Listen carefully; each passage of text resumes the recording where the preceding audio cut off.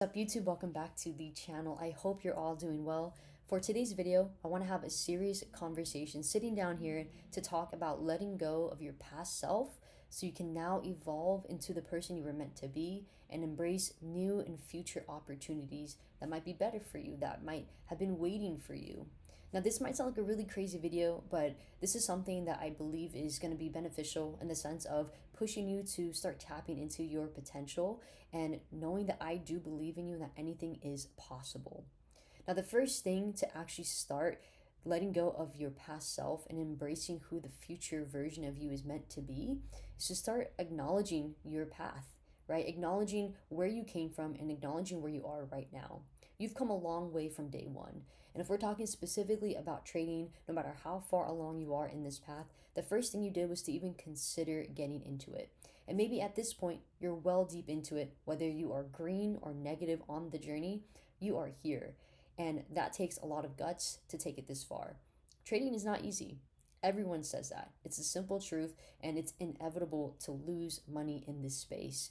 But here you are, trying and trying again, no matter how hard it might get. And I'm one of those people. I have lost money time and time again. I am still negative from my first year, no matter even if I've taken payouts from companies. Because you know what? It's a journey, and we have to acknowledge how far we've come along and reflect on the journey in order to get better for the future. A really funny thing that we tend to say for really any experience is that we learn from our mistakes. And that's only for trading, that's for life, right? We learn as a young kid not to put our hand on a hot stove. We learn not to cut with our fingers out with a knife. We learn all these simple things, simple mannerisms that actually help us to become better people, to help us keep us safe, and again, just being aware. The second thing, in order to really let yourself go and to focus on the future opportunities, is start identifying what exactly is holding you back. What are the beliefs that are holding you back? Is it people that are holding you back? Is it things that people are saying to you that are starting to really seep into your subconscious and now you're starting to believe it? A crazy example that I've heard from the past is actually from a friend of mine, where their family used to call this person ugly. Now, that's a pretty harsh example, but it's a true situation. Their family used to always call this friend of mine very ugly. And I don't know if it's because of jealousy, hatred, just feeling better about themselves by saying that to somebody else, but it's tough. And hearing that time in and time out and just on a daily basis, that can really affect the way that you see yourself, the way you feel about yourself, and kind of your perspective on people, your perspective on life, your perspective on everything. And now imagine if that person, their family, had told them something different. Imagine they had said, hey, I think you are beautiful, or I think you're handsome, instead of you are ugly. Imagine what that can do for their confidence, for their mental health, for how they see things. It's crazy when you think about simple words and how they just feel like words flowing out, but really it's energy, it's how it can truly impact you. So now if someone is telling you that you can't do this time and time again, yes, you might start to believe that you can't do it, but also it might fuel a fire in you to want to eventually prove to them like you're wrong because I am capable. So it's important to identify things like that. And it's not just the people, right? Like I said, it could be words. It could even be words for yourself and what you believe in. If you only believe that you're capable of X, Y, and Z, you will only be capable for X, Y, and Z because you can't see past that. But if you start to open your mind to think, hey, I really have the potential and the capabilities of doing more than just X, Y, and Z, that will open your mindset and your perspective to start to believe in that. Now, the next thing in order for this to work is to start embracing this very present moment.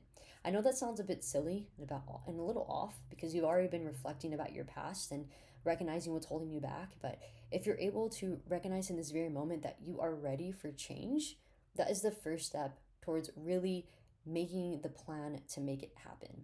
The power lies in this very moment because we can't change or control the past or the future. We can only do that for right now. So if you're willing to put in the work in this very moment to make change happen, that is so critical for your journey of embracing your future self and being open for more opportunities. Now, the last thing is probably a bit more obvious than the rest, which is looking towards the future, right? Because if you're trying to let go of your past and you're looking towards the future, well, how are you going to get there? right? You got to make a plan for yourself. You got to figure things out in that sense. And if you're able to actually make a plan with actionable steps, with ways that you can work up the steps of those small victories leading to the bigger picture, the bigger overall victory, then that is the next thing you'll have to do. For me, what I've kind of made a plan for myself, a customized plan, customized diary, if you will, is to focus on little wins every single week. For fitness, particularly, I have a goal of hitting the same exact routine on one day. And by the end of the year, I want to be able to increase the amount of reps I do it for and lower the amount of time. Now, obviously, it's repetition, right? It's repetition, repetition, being consistent and having the dedication to do it, even on the days I don't want to do it. But that is going to keep me from falling off the wagon, falling short on my accountability and promises to myself. Because at the end of the year, I am looking towards being able to say that I increased my reps and I lowered the time to do this exact workout just as I planned 1 year ago. And I'm not only going to feel like great about myself physically, but also mentally. And that's going to improve my belief in myself that I really am able to do anything that I set my mind and heart and energy to.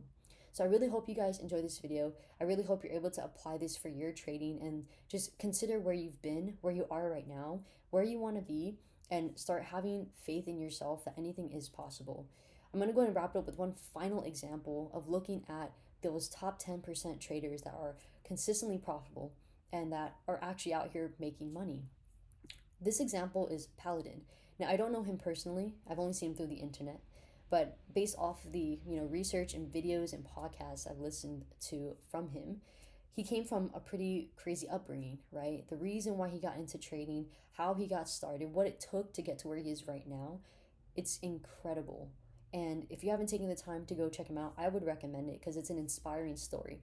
But his story proves to so many of us out here that anything is possible. You can come from one of the roughest backgrounds or hardest financial situations and feel like it's the end of the world, or take complete responsibility and control of it and make it happen. So I do appreciate your time and support, and as always, I do wish you nothing but the best and most success in everything you do, and I will see you all in the next video.